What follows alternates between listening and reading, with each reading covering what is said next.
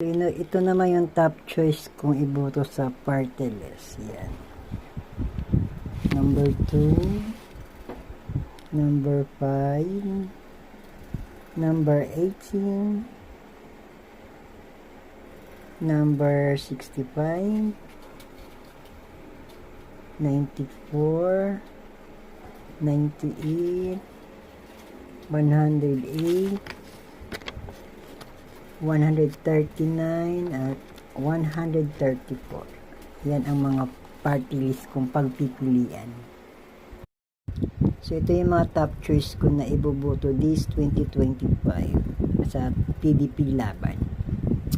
Number 10, Jimmy Bundok. Number 15, De La Rosa. 22, 28, Bongo. 29, 30, 34,